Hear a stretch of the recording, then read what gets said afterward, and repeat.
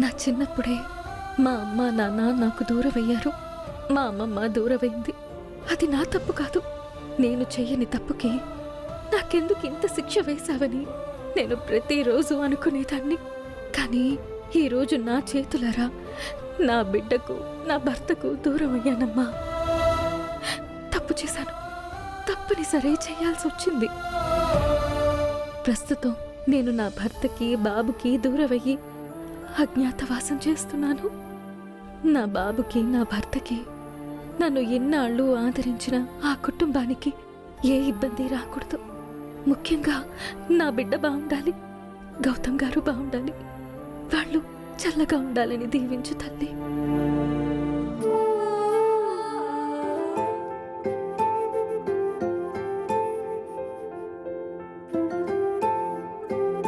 చెప్పండమ్మా, అర్చన అభిషేకమా?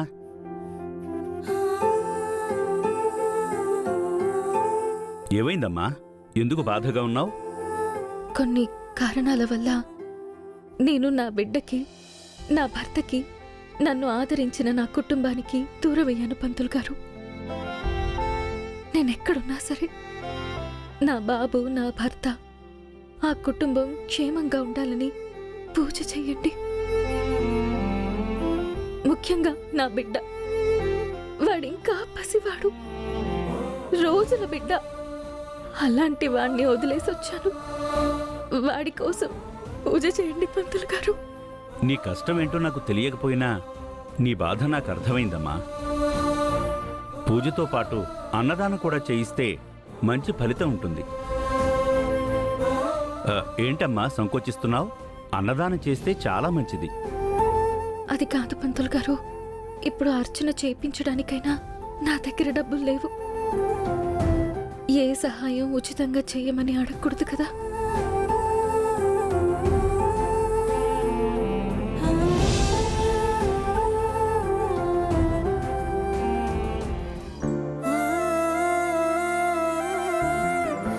పంతులు గారు, ఈ ఉంగరం ఇస్తున్నాను.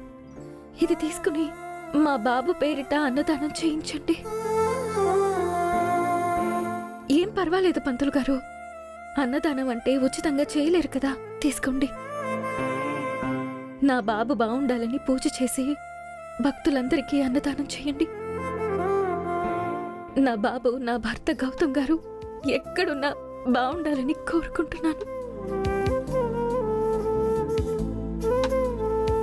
సరేనమ్మా, నీ కోరిక ప్రకారం నీకంతా మంచి జరగాలని అమ్మవారికి అర్చన చేస్తాను. ఈ ఉంగరంతో అన్నదానం కూడా చేయిస్తాను. మీ బాబు పేరు, భర్త పేరు చెప్పండమ్మా. నా భర్త పేరు గౌతమ్ గారు పంతులు గారు. నా బిడ్డ పేరు ఇంద్ర. సరేనమ్మా. ఇంతకీ మీ పేరమ్మా? ప్రస్తుతానికి నేను అనామకురాల్ని పంతులు గారు. నా జీవితం ఎక్కడ మొదలైందో అక్కడి నుంచే మళ్ళీ కొనసాగుతుంది. కాబట్టి ప్రస్తుతానికి నా బిడ్డ పేరు, నా భర్త పేరుతో మాత్రమే అర్చన, అన్నదానం చేయించండి. సరే తల్లి. ఓం కాత్యాయనాయ విద్మహే కన్యకుమారి ధీమహి తన్నో దుర్గి ప్రచోదయాత్. ఓం సర్వమంగళమాంగళ్యే శివే సర్వార్థసాధికే శరణ్యే త్రయంబికే దేవీ నారాయణీ నమోస్తుతే. ఓం సమ్రాజంచ విరాజంచ అభిశ్రీర్యాచనో గృహే లక్ష్మీరాష్ట్రస్య ముఖేతయా మాసుగుం సృజామసి. సంతత శ్రీరస్తు సర్వమంగళాని భవంతు. నిత్య శ్రీరస్తు నిత్యమంగళాని భవంతు.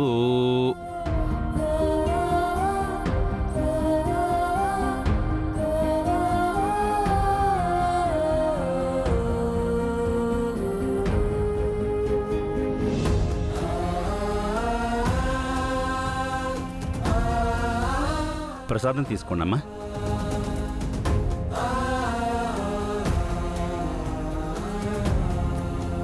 నీ కష్టం నాకు పూర్తిగా తెలియదు, కానీ నీకంతా మంచి జరగాలని కోరుకుంటున్నానమ్మా.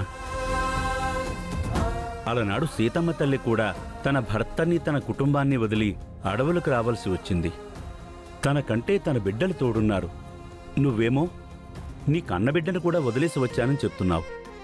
ఏ రోజుకైనా నువ్వు నీ భర్త, బిడ్డకు దగ్గరవ్వాలని కోరుకుంటున్నానమ్మా. ఆ రోజు నాకెప్పటికీ రాదేమో పంతులు గారు. నాకు ఆ అర్హత, అదృష్టం లేవేమో.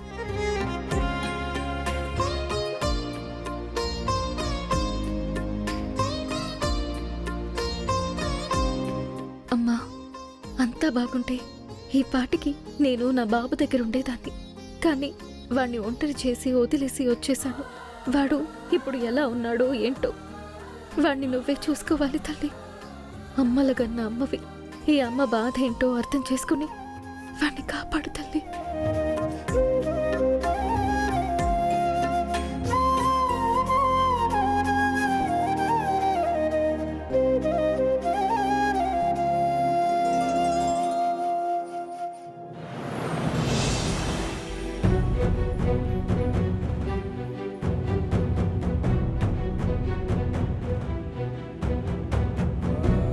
చెన్నై వెళ్ళిన గౌతమ్ ఇంకా ఫోన్ చేయలేదేంటి? గౌతమ్ ఏమైనా చిన్నపిల్లాడా నాన్న? ఎందుకు కంగారు పడతారు? మామయ్య గారు పైకి గౌతమ్ మీద కోపం నటిస్తారు గాని మనసులో మాత్రం చాలా ప్రేముంది. అవునవును, అమ్మకు కూడా అంతే. గౌతమ్తో మాట్లాడనట్టు పైకి నటిస్తుంది కానీ వాడంటే మనసులో కొండంత ప్రేమ. పిల్లలు తప్పు చేస్తే పెద్దలు దారిలో పెడతారు కానీ దూరం చేసుకోరు కదా అవంతిక.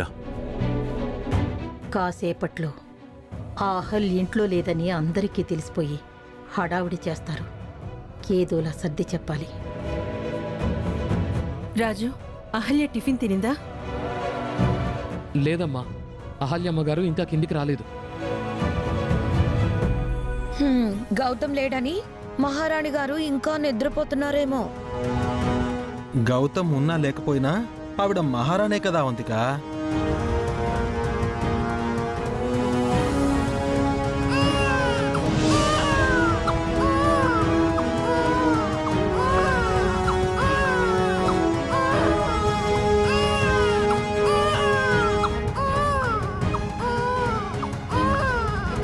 బావేడుస్తున్నాడేంటి? అహల్య ఎక్కడుంది? బాబుని పడుకోబెట్టి అహల్య స్నానానికి గాని వెళ్ళిందేమో, వెళ్ళి చూసొస్తాను. నువ్వుండు సుభద్ర, నేను టిఫిన్ తినడం అయిపోయింది, నేను వెళ్ళి చూసొస్తాను.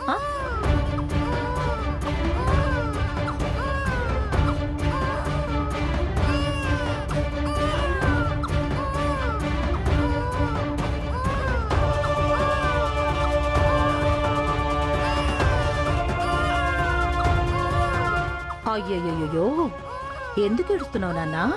ఏడవకు నాన్నా. నువ్వెంత ఏడ్చినా మీ అమ్మ తిరిగి రాదురా.